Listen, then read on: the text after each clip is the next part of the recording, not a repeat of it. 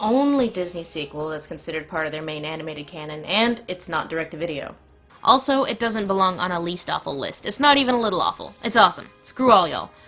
Mulan 2 is pretty damn awful, and it barely escaped making it onto the bad list. Your Majesty, an arranged marriage? An arranged marriage? The thing I was knowingly and willingly ready to do for my family in the last movie and I'm now apparently totally against? Wait, what was the last movie about again? Well, at least the animation's not utterly terrible. No, I just got some exfoliating cream in my eye. Of course I'm crying, girl. What you think? Oh, white guy pretending to be Eddie Murphy. Die. Hey, yo, where's my masseuse? David Chaddock gives me nuts like you wouldn't believe. There is a lot of tone fail in The Lion King too, but at least it doesn't shit all over the tone of the original like Lion King 1.5 did. And I really don't like that one at all, but it wasn't bad enough in its own right, just really shit all over the original. Pocahontas 2 was a hard one because while it is awful, in a way it's more interesting than the original. Or at least Pocahontas, the most boring Disney princess ever, is a little more interesting. And it was kind of fun to see Ratcliffe use Pocahontas' righteous hippie entitlement against her. A helpless animal! Bears should be free! Free for me to take their cubs away to prove a point. But while these are all awful, or at least a little awful, there was one that genuinely surprised me. So hear me out. This is my... Number 1. Let's look at some of the unnecessary story threads that Disney has presented us with so far. Quasimodo gets a girlfriend. Bambi hangs out with his dad. Timon and Pumbaa f*** up a good movie. Belle and the Beast defeat an evil gay organ played by Tim Curry and save Christmas.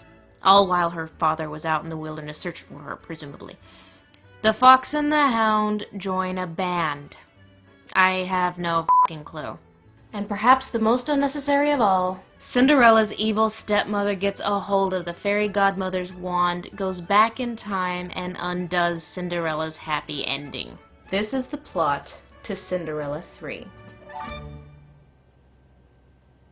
Cinderella has the morality fable nutritional value equivalent to Fruit Loops. It is the revenge fantasy where you show up to your high school reunion in a white limo and 40 pounds lighter wearing furs, all under the guise of innocence and martyrdom, and is totally inapplicable in real life. So in order to accept Cinderella 3, the biggest retcon in Disney history, you have to also accept that Cinderella 1 is neither substantive nor interesting. Which I do, readily. And while Cinderella is a beautiful movie, its value outside of being a never-ending money geyser for the Disney company ends there. And Cinderella 3 might have the worst opening of all of them. And I mean all of them. What a perfectly perfect life. It's a fairy tale come true.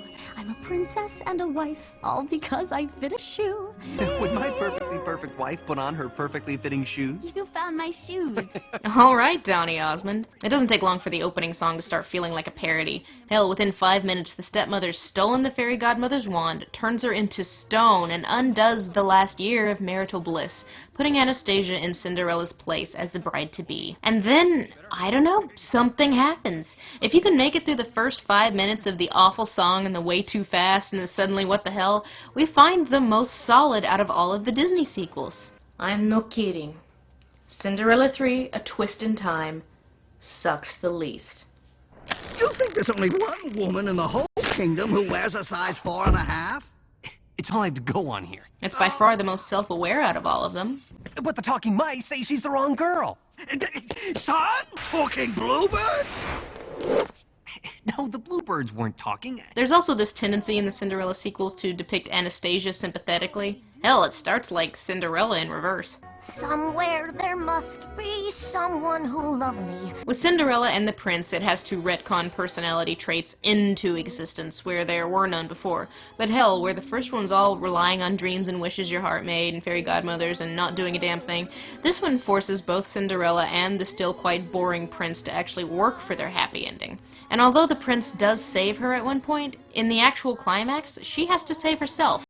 Action, Cinderella! I like that. Cinderella 3 is the best combination of solid, entertaining, and it doesn't look like complete ass. Ass, ass, ass, ass, ass, ass. And if you have any grievance with the original Cinderella, Cinderella 3 might fix it.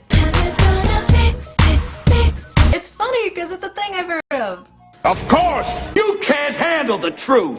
And now that Robin Williams has used up the entire world's quotient of reference jokes, maybe we won't make any more for a little while. You talking to me? I see dead people. I know it didn't make sense. What are you gonna do about it? Watch the credits?